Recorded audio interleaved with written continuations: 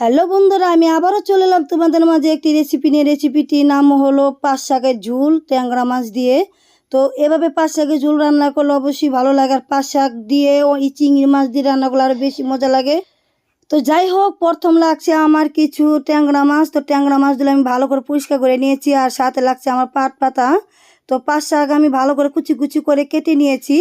আর আমি এখন হলুদ দিয়ে মাছটা মাখাবো আর লবণ দিয়ে।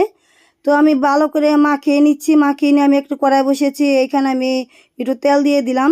তো তেল দিয়ে আমি মাছগুলো ভালো করে এই কষিয়ে নিব। তো মাছগুলো কষিয়ে নিয়ে আমি এই তেলের মধ্যে একটু এই কালিজিরা আর সাথে পেঁয়াজ দিয়ে আমি কাঁচামরিচ দিয়ে ভালো করে আমি নেড়ে নেড়ে কষিয়ে নিব।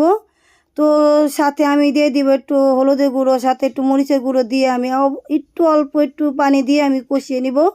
তো আমি একটু ঢেকে ঢেকে কষিয়ে নিব। তো কষানোর পরে আমি একটু ভালো করে আবার নেড়ে দিব। তো নেড়ে চেড়ে আমি একটু পানি দিয়ে অ্যাড করে আমি সিদ্ধ করব। তো বন্ধুরা, ভালো করে সিদ্ধ করতে হবে। আবার আমি ঢেকে দিলাম। তো আমি এই ঢেকে দিয়ে আমি এখন বাড়তে চলে এলাম। এখানে আমি কিছু ছোটো ধনিয়া নিয়েছি, আর সাথে নিয়েছি পেঁয়াজ।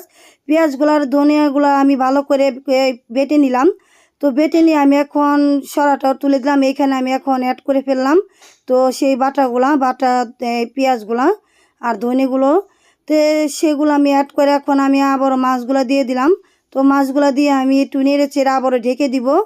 তো আমি একটু অপেক্ষা করবো বলক আসার জন্য। তো আমার মাছটা সিদ্ধ হয়ে গেছে। এর মধ্যে আমি পাট পাতা দিয়ে আমি আবারও নেড়ে চেড়ে নামিয়ে ফেলবো। তো বন্ধুরা, আমার এই রান্নাটা সুন্দরভাবে হয়ে গেল। তো কেমন হয়েছে রান্নাটা তোমরা অবশ্যই কমেন্ট করে জানাবে। তো যদি ভিডিওটা ভালো লেগে থাকে অবশ্যই লাইক কমেন্ট আর বেশি করে শেয়ার করে দিবেন। আর অবশ্যই বাড়িতে এভাবে রান্না করে খাবে, তো খুবই ভালো লাগবে। আর বিশেষ করে চিংড়ি মাছ দিয়ে রান্না করলে আরও বেশি ভালো লাগে। তো বন্ধুরা, তোমরা সবাই ভালো থাকবে, সুস্থ থাকবে।